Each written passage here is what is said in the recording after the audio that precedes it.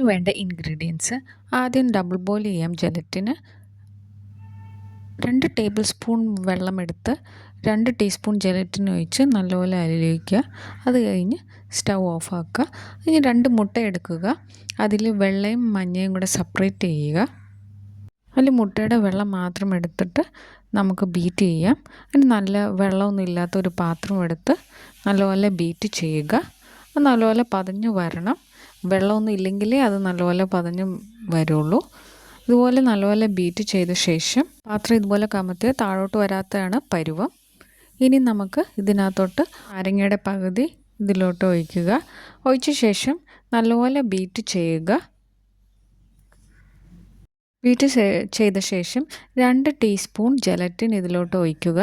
ഇതിലേക്ക് 2 table spoon പൊടിച്ച പഞ്ചസാരയും കൂടെ ആഡ് ചെയ്തിട്ട് ഒന്ന് ബീറ്റ് ചെയ്തെടുക്കുക.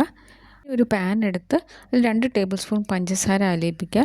ഇതുപോലെ അതിന് ശേഷം കുറച്ച് നട്ട്സ് ഇതിലോട്ട് ഇടുക. ഇട്ട ശേഷം അപ്പോൾ തന്നെ സ്റ്റൗ ഒന്ന് ഓഫ് ചെയ്യുക.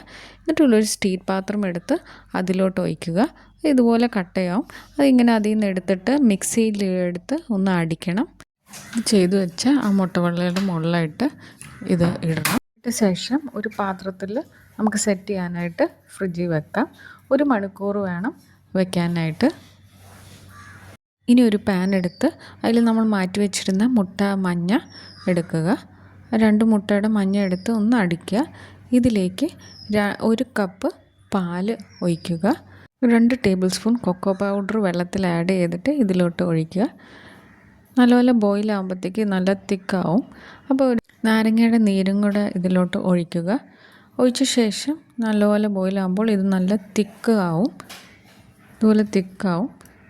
അതാണ് അതിൻ്റെ പരുവം. ഇതുപോലെ ഇരിക്കണം. ഇനി ഇത് നമുക്ക് ഫ്രിഡ്ജിൽ സെറ്റ് ചെയ്യാനായിട്ട് ഒരു 2 അവർ ഒന്ന് വയ്ക്കാം. ഫ്രിഡ്ജിൽ വെച്ച ശേഷം നമുക്കിത് സെർവ് ചെയ്യാം. ഇതിൻ്റെ മുകളിലായിട്ട് സോസ് ഒഴിക്കുകയാണ്. എല്ലാവർക്കും എൻ്റെ റെസിപ്പി ഇഷ്ടപ്പെട്ടെങ്കിൽ ലൈക്ക് ആൻഡ് സബ്സ്ക്രൈബ്.